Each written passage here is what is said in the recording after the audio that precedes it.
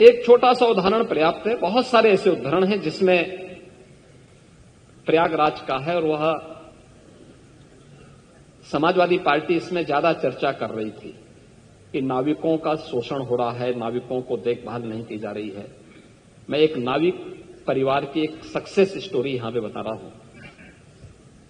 ये नाविक परिवार जिनके पास 130 नौकाएं थी, 45 दिनों की अवधि में इन लोगों ने शुद्ध बचत की है 30 करोड़ रुपए की।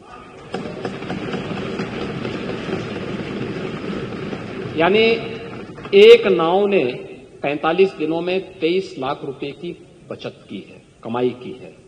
प्रतिदिन की अगर आप बजट उनकी बचत देखेंगे तो यह लगभग 50 से लेके 52,000 पर डे की उनकी इनकम थी एक नाव की। और इसमें मैं तो गया था 27 फरवरी को प्रयागराज में, और प्रयागराज में जाकर के हम लोगों ने, मैंने पहले मां गंगा के प्रति कृतज्ञता ज्ञापित की थी अपने सहयोगियों के साथ में। मां गंगा का पूजन किया था, सफाई भी की थी।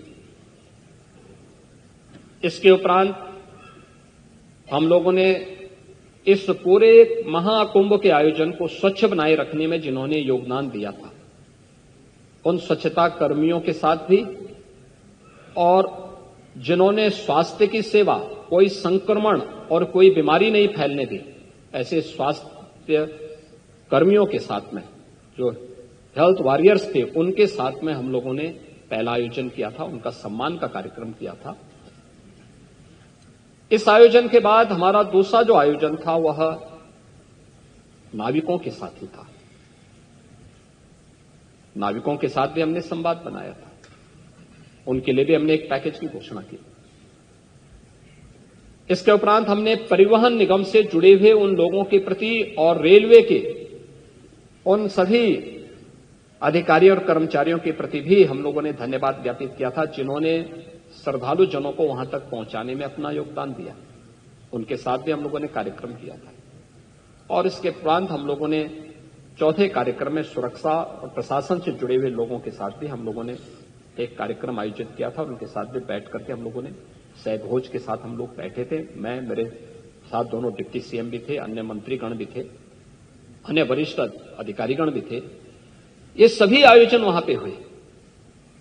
लेकिन महाकुंभ का आयोजन उत्तर प्रदेश की इस सामर्थ्य को देश के सामने और देश की सामर्थ्य को दुनिया के सामने रखने में सफल हुआ। आपका कितना भी दुष्प्रचार था, लेकिन उन्होंने भारत की आस्था को कहीं डगमगा नहीं पाया। आप लगातार दुष्प्रचार करते रहे, और आप लोगों का यह सबसे बड़ा हथियार था। आप लोगों ने इसके लिए बहुत तरीके से इसको लोगों के सामने बहुत नकारात्मक तरीके से प्रस्तुत करने का प्रयास किया, लेकिन आपकी नकारात्मक बातों पे न प्रदेश की जनता को, न देश की जनता को ही विश्वास था।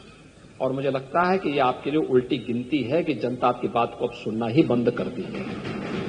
आप देखें ना कि कोई उत्तर प्रदेश का कोई गांव ऐसा नहीं था जिससे बस वहां नहीं पहुंची।